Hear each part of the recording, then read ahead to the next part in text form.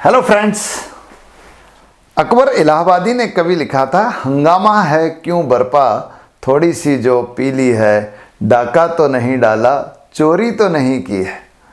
आप देखिए, हंगामा है क्यों बरपा, ये प्रश्न आज देश में बड़ा रिलेवेंट हो गया है, बड़ा समीचीन हो गया है, क्योंकि बड़ा हंगामा मचा हुआ है, हंगामा बरपा हुआ है और मुद्दा है किसान बिल, फार्मर्स बिल। बड़ा हंगामा है दिल्ली में, जो है कई, आप देखिए कई जगह के किसान, खासतौर पे पंजाब और हरियाणा के किसान जो है विरोध कर रहे हैं, दिल्ली तक जो है वो मार्च कर रहे हैं, रास्ता जाम किया जा रहा है। तो हमें आज ये हमारी चर्चा का विषय यही है कि आखिर इस कृषक बिल में क्या है और ऐसा क्या है जिसका कारण विरोध हो रहा है, और क्या इसके पॉसिबल सॉल्यूशन है।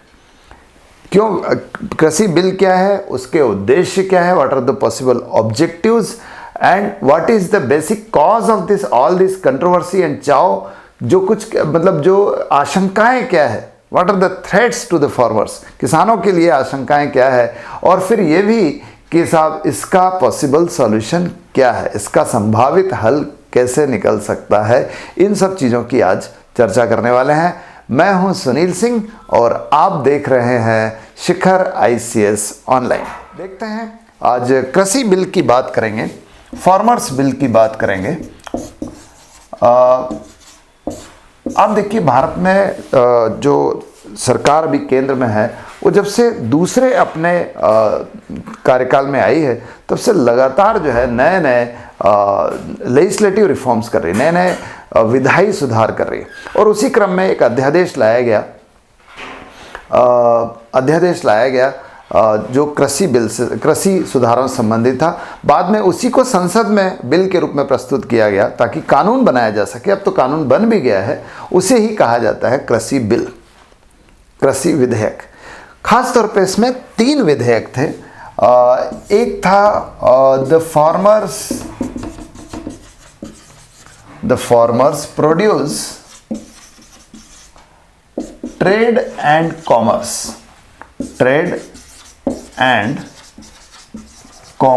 Bill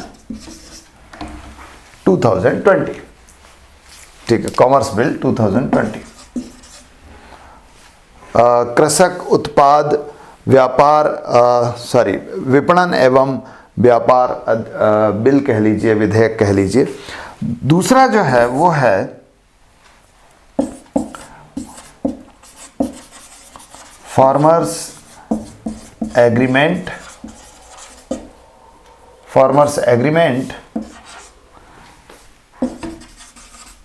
and price assurance bill 2020। और तीसरा जो है वो है एसेंशियल कमोडिटीज एक्ट 2020। इसमें मैं यहाँ बताना चाह रहा हूँ कि ये कमोडिटीज अमेंडमेंट एक्ट है, क्योंकि ये एक्ट तो 1955 का है। अगर एसेंशियल कमोडिटीज एक्ट की बात करें तो ये 1955 का एक कानून है, लेकिन उसमें संशोधन किया जा रहा है, इसलिए इसको अमेंडमेंट एक्ट जो है उसका नाम दिया गया। तो ये 3 विधेयक लाए गए और इन 3 विधेयकों में से संबंधित विवाद है, यही 3 विवाद का केंद्र है। तो ज़रा देखते हैं कि इसमें क्या है। देखिए, पहला जो है the farmers produce trade and commerce bill जो है, ये इस बात से संबंधित है कि कृषक जो है वो अपना उत्पाद जो है वो उसको बेचने के लिए स्वतंत्र हो जाएंगे। अभी तक क्या है, हमारे यहाँ एक APMC एक्ट चलता है, ये भी बहुत चर्चा में है अभी। APMC एक्ट है या APMC होती है। APMC यानी एग्रीकल्चर प्रोड्यूस मार्केटिंग कमिटीज़, जिसको हम कृषि उपज मंडी समिति कहते हैं। ठीक है, वो APMC है। आपने देखा होगा कि जिला स्तर पर या ज़िले में जो छोटी छोटी तहसील स्तर है वहाँ पर भी कृषि उपज मंडी बनाई जाती है, जहाँ पर किसान अपना उत्पाद, अपना अनाज, अपना जो भी प्रोड्यूस है, कपास है और दूसरा अनाज है, दालें हैं, वो सब लेके जाते हैं। और वहाँ पर जो है कृषि उपज मंडी में कुछ रजिस्टर्ड जो है व्यापारी होते हैं जिनको आढ़तिया कहा जाता है, आढ़तिया शब्द यूज़ किया जा रहा है। तो वो आढ़तिया हैं और वो फिर बोली लगाते हैं और बोली लगा के किसानों का उत्पाद खरीदते हैं। अभी ये व्यवस्था है। लेकिन ये जो बिल है इसके द्वारा ये जो कानून बन गया, अब तो इस कानून के द्वारा ये व्यवस्था की गई है कि कृषक जो है अपना माल कहीं भी बेच सकता है। एपीएमसी एक्ट ये कहता है कि एक किसान जो है वो केवल मंडी में ही माल बेचेगा और एक कोई भी व्यापारी मंडी से बाहर जाकर माल नहीं खरीद सकता। एक प्रतिबंध तो ये था कि किसान जो है वो फोर्स्ड है, वो ऑलमोस्ट बाध्य है कि वो मंडी में ही अपना उत्पाद बेचेगा और कोई व्यापारी भी मंडी से बाहर उस माल को नहीं खरीद सकता। ये प्रतिबंध है, अदरवाइज उस पर कार्रवाई की जाती है। एक चीज़। दूसरी चीज़ ये है कि यहाँ पर कई प्रकार के कर लगते हैं। 6%, 7%, 8% कर लगता है, जिसमें कुछ आड़ती यानी व्यापारी का हिस्सा होता है, कुछ मंडी कमेटी को जाता है, कुछ लोकल बॉडीज़ को जाता है, ऐसे टैक्सेस लगते हैं। लेकिन इस एक्ट के द्वारा आप देखिए यहाँ तक कृषक विवश था कि अपना माल केवल मंडी में ही बेचेगा और the buyers will only be the registered traders of the APMC. जो भी मंडी में जो रजिस्टर्ड ट्रेडर होंगे केवल वही खरीद सकते और कोई खरीद नहीं पाएगा। तो देर वर लिमिटेड बायर्स। लेकिन इस एक्ट के द्वारा ये कहा गया कि अब कोई भी जाकर खरीद सकता है, यानी मंडी से बाहर भी किसान अपना माल बेच सकता है, उस शहर में बेच सकता है, अपने खेत पर बेच सकता है, अपने गांव में बेच सकता है, या चाहे तो जिले में बेच सकता है, जिले से बाहर भी बेच सकता है। जिले से बाहर जाकर भी अपना माल बेच सकता है।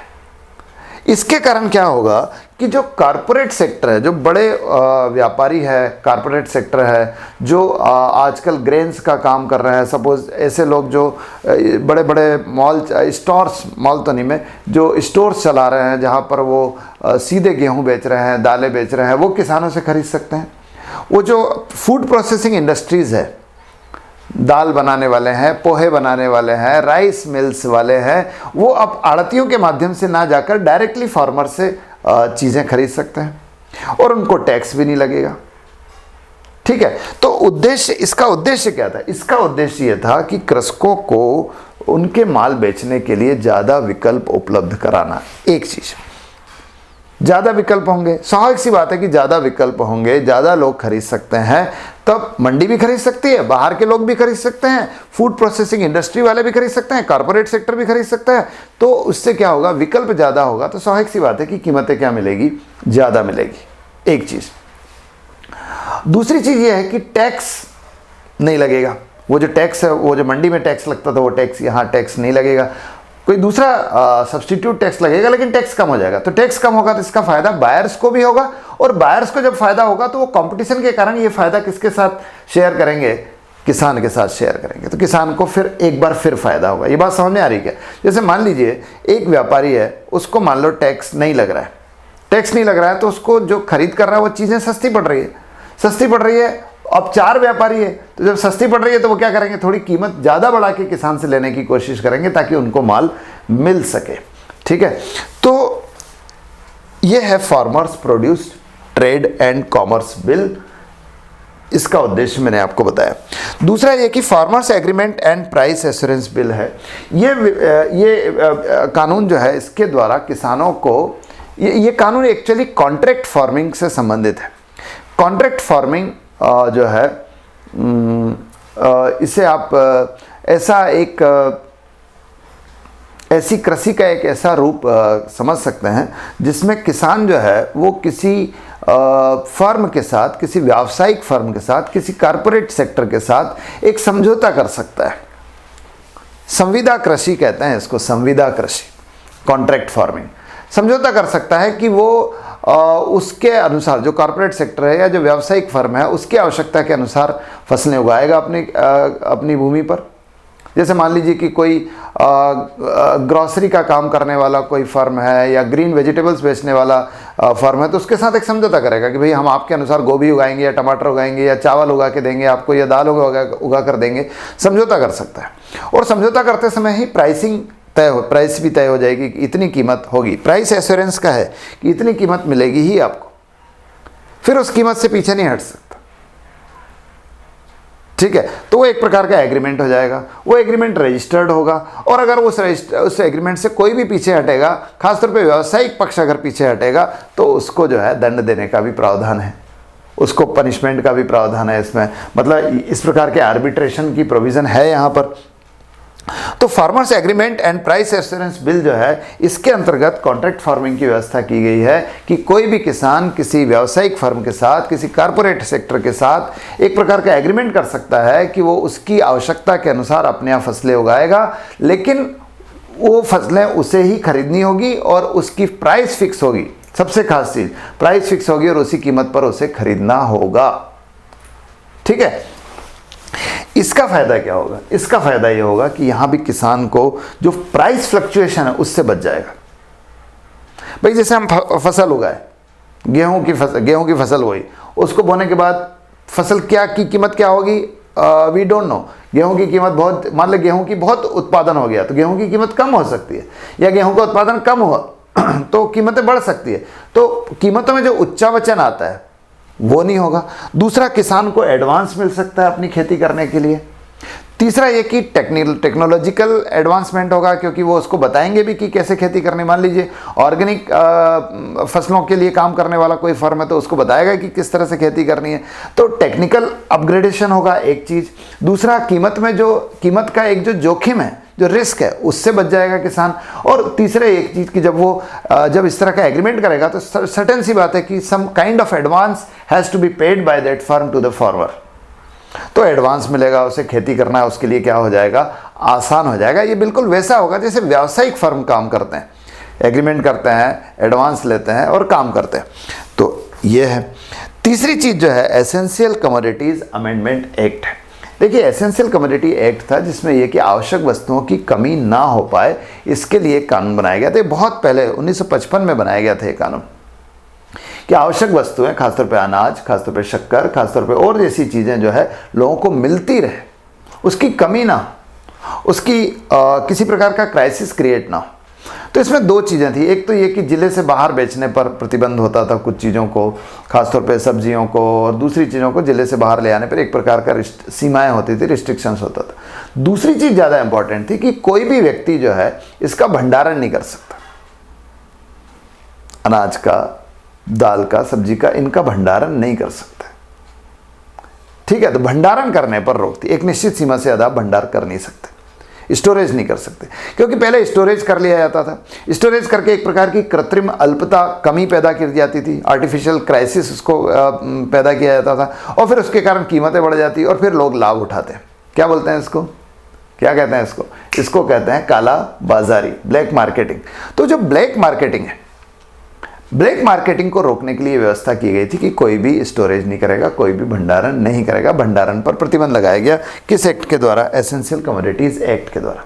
लेकिन अब इसमें संशोधन किया गया इस तरह से कि दालों का, अनाज का, प्याज का, आलू का, इन सब का भंडारण अब किया जा सकता है। अब प्रश्न यह है कि भंडारण किया जा सकता है तो जो उद्देश्य पहले था वो तो अब खत्म हो जाएगा? नहीं साहब, 1955 और 2020 में अंतर है।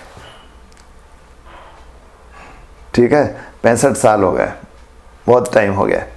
आप देखिए कि उस समय भारत जो है फूड ग्रेन के क्राइसिस में था। खास तौर पे हमारे अनाज का उत्पादन इतना नहीं था, हम अनाज आयात करते थे। आप याद कीजिए, हरित क्रांति से पहले हम अनाज आयात करते थे। आज हम अनाज के निर्यातक हैं। हम चावल निर्यात करते हैं, साधारण चावल निर्यात करते हैं, बासमती चावल निर्यात करते हैं, गेहूं का निर्यात करते हैं, प्याज का निर्यात करते हैं, हम एक्सपोर्ट करते हैं आज। तो आज हमारे पास उत्पादन ज़्यादा है। तो उत्पादन ज़्यादा है तो उसमें भंडारण करने की अगर हम सुविधा देंगे तो once again that will also be profitable to the farmer, क्योंकि अब जो भंडार करने वाले जो लोग हैं, भाई ऐसा होगा कि चावल खरीदा और बेच दिया, इसी तरीका का हो सकता था। अब क्या होगा कि वो लोग जो भंडार कर सकते हैं, जिनके पास लॉजिस्टिक फैसिलिटीज़ है, वेयर हाउसिंग फैसिलिटीज़ है, वो भंडार करके भी क्या कर सकते हैं, रख सकते हैं। किसान खुद भी भंडार करके रख सकता है, एक निश्चित सीमा से ज़्यादा तक भी भंडार करके रख सकता है। तो किसान भी भंडार करके रख सकता है ताकि उसको अच्छी कीमत मिले, एक चीज़। दूसरा है कि जो लोग भंडार कर रहे हैं वो भी अब परचेसर्स हो जाएंगे, वो भी अब बायर्स हो जाएंगे। तो किसान के लिए एक बार फिर बायर्स जो है ज़्यादा मिलेंगे, तो उसके पास बायर्स ज़्यादा होंगे तो उसकी कीमत अच्छी मिल सकेगी। ये सब आइडिया है, ये सब उद्देश्य है इन कानूनों के पीछे। तो ये है कानून। अब प्रश्न यह है कि इन पर विवाद क्या है, कंट्रोवर्सी क्या है। कंट्रोवर्सी है आशंकाएं, थ्रेट्स, एक प्रकार का फियर ऑफ फ्यूचर है कि साहब आगे क्या होगा। जैसे किसानों का एक फियर यह है कि जैसे यहाँ पर है कि साहब कारपोरेट सेक्टर आएंगे, बड़े बड़े लोग आएंगे, मान लीजिए लोग ये कह रहे हैं कि अंबानी आ जाएगा, अडानी आ जाएगा और ये लोग खरीदेंगे। ये लोग खरीदेंगे तो होगा ये कि ये ऊंची कीमत पर खरीद लेंगे, ऊंची कीमत पर खरीद लेंगे। ऊंची कीमत पर खरीद लेंगे तो फिर क्या होगा, कि जो मंडी के व्यापारी है उनको माल ही नहीं मिलेगा, वो बेचारे उतनी कीमत पर खरीद ही नहीं पाएंगे, उनकी उतनी हैसियत नहीं है कि वो उतनी ऊंची कीमत पर खरीद लें। तो सारा माल किसको चलेगा, किसान अपना माल किसको बेचेंगे, कारपोरेट सेक्टर को बेचेंगे। कारपोरेट सेक्टर को बेचेंगे तो क्या होगा, धीरे धीरे ये मंडी का सिस्टम खत्म हो जाएगा, धीरे धीरे आड़तियों का सिस्टम खत्म हो जाएगा। और जब आड़तियों का सिस्टम खत्म हो जाएगा, अब समझना किसानों की आशंका, जब आड़तियों का सिस्टम खत्म हो जाएगा तब ये कारपोरेट सेक्टर के पास मोनोपोली आ जाएगी। अब ये अकेले होंगे, अब ये एकाधिकार पूर्ण तरीके से काम करेंगे और ये क्या करेंगे, कीमतें गिरा देंगे और अपनी मनमानी कीमत पर किसानों से खरीदेंगे। एक आशंका ये है, ठीक है। हालांकि ये आशंका निर्मूल है, अपन आगे पढ़ेंगे इसको। दूसरा ये कि फार्मर्स एग्रीमेंट में भी थोड़ा सा उनको डर लगता है कि साहब ऐसा होगा तो जो है कारपोरेट सेक्टर के शिकंजे में फंस जाएंगे किसान, और किसान उनसे एक बार एडवांस ले लेंगे तो उन्हीं के अनुसार काम करना पड़ेगा, और अगर वो नहीं खरीदेंगे अपनी ऊंची कीमत पर तो हम उनका क्या कर लेंगे, क्योंकि हम तो छोटे किसान हैं और वो बड़े बड़े फार्मर्स हैं। ये भी विवाद है। तीसरा देखिए, एसेंशियल कमोडिटी में खासतौर पे एक विवाद है कि साहब यहाँ भंडारण होगा तब जो है इसका लाभ बड़े किसानों को ही मिलेगा, छोटे किसानों को नहीं मिलेगा, एक तो ये। और दूसरा, ये भंडारण होगा तो जो 1955 का उद्देश्य था वो यहाँ नष्ट हो रहा है। लेकिन आप देखिए, ये आशंकाएं उतनी बड़ी नहीं है। यहाँ देखिए, ये यहाँ पर जो आपत्ति है ना कि साहब बड़े बड़े कारपोरेट सेक्टर आएंगे तो मंडियाँ समाप्त हो जाएगी। अच्छा हाँ, एक आपत्ति और है, एक आपत्ति ये भी है कि MSP का सिस्टम खत्म हो जाएगा। आप MSP को भी समझ लीजिए। MSP यानी मिनिमम सपोर्ट प्राइस। सरकार क्या करती है, खासतौर पर कृषि मंत्रालय केंद्र सरकार का, वो प्रत्येक फसल के बोने से पहले उसका एक न्यूनतम समर्थन मूल्य घोषित करता है, मिनिमम सपोर्ट प्राइस घोषित करता है, जो एक आयोग के द्वारा कृषि लागत एवं मूल्य आयोग है, ठीक है, commission for agriculture cost and price है, उसके द्वारा सुझाया गया होता है। तो कृषि मंत्रालय मिनिमम सपोर्ट प्राइस घोषित करता है। मान लीजिए गेहूं की मिनिमम सपोर्ट प्राइस गेहूं के बोने से पहले ही घोषित कर देंगे। मान लो घोषित की कि 2000 रुपये उसकी मिनिमम सपोर्ट प्राइस है, तो इसका मतलब यह है कि अगर बाजार में जब गेहूं की फसल आएगी, अभी तो बो रहे हैं, बुआई कर रहे हैं, लेकिन जब फसल आ जाएगी मार्च अप्रैल में, तब अगर बाजार में गेहूं की कीमत 2000 रुपये से कम होगी तो सरकार इसे खरीदेगी at the rate of MSP, that is 2000 rupees per quintal. ये MSP का कॉन्सेप्ट है। ऐसे सरकार गेहूं की घोषित करती है, चने की करती है, तुअर दाल की करती है, मूंग दाल की करती है, सोयाबीन की करती है, बहुत सारी फसलों की मिनिमम सपोर्ट प्राइस घोषित करती है सरकार। किसानों को यह भी डर है कि कहीं MSP इसके कारण समाप्त ना हो जाए। तीसरी चीज, एसेंशियल कमोडिटीज एक्ट में भी मैंने बताया था कि इससे ऐसा लग रहा था कि बड़े किसानों को ज़्यादा फायदा होगा, क्योंकि वही स्टोर कर पाएंगे, छोटे तो किसान कर नहीं पाएंगे। लेकिन आप देखिए कि अधिकांश जो आशंकाएं हैं वो थोड़ी सी बेसलेस है, निर्मूल सी है। क्योंकि आप देखिए, यहाँ जो आपत्ति थी, ये आपत्ति जो है ना, ये पहले भी थी। आप देखिए, पहले ये कहा गया था कि बड़े बड़े, आप देखिए जब प्राइवेटाइजेशन हुआ, खासतौर पे दूर संचार का, डिपार्टमेंट ऑफ टेलीकम्युनिकेशन जो आजकल BSNL कहलाता है, उसके अलावा दूसरे प्लेयर्स भी आ गए, आइडिया भी आ गया, एयरटेल भी आ गया, और हच भी आ गया, SR भी आ गया, ये सब आ गया।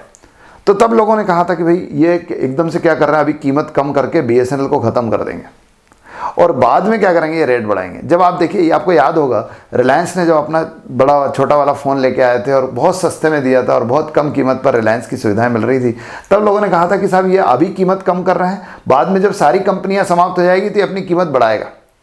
पर आज 10 साल हो गए उस चीज़ को, जो टेलीकम्युनिकेशन सर्विसेज है उसकी कीमतें कम ही हुई और उसका लाभ किसको मिला है, उपभोक्ता को मिला। आज फ़ोन जो है लगभग फ्री है, ठीक है, कॉलिंग तो लगभग फ्री है।